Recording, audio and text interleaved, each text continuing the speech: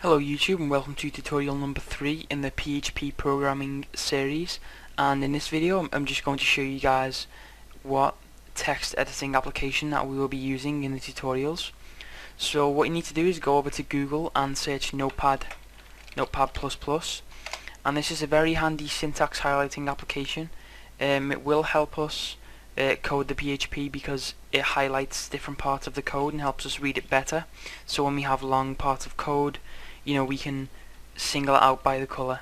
So you should go to notepad-plus.org, hit download, and you need to select the Notepad++ installer, and then it will download, but I'm not going to download that because I already have it, so I'm just going to discard that. And when you have it, it should be installed on your desktop, so go ahead and open it up. Looks a bit like this.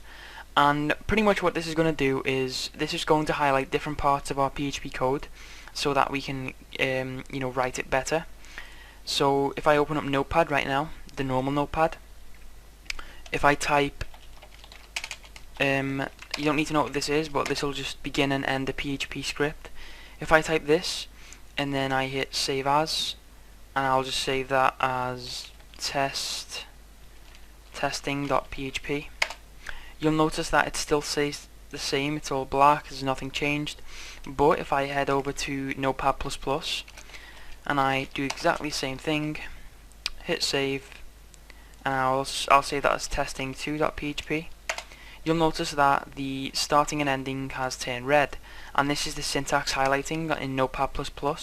And if I type a simple PHP script, output hello world, then you'll also notice the syntax highlighting right here. Now don't pay attention to this code right now, it's irrelevant. All I want to do is show you what the Notepad++ does.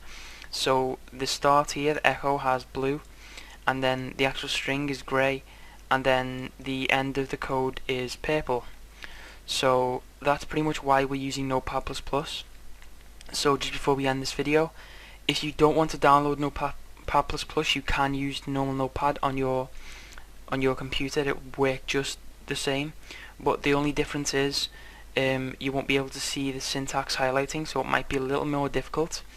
Notepad++ doesn't compile the script in any way, so you can just save a PHP file with any text editor, so you don't really need it.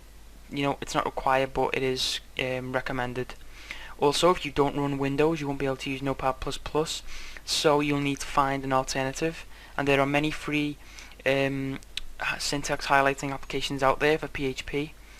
I can't think of any right now. I think Eclipse is multi-platform. That will work. I think it has PHP syntax highlighting. I'm pretty sure it does.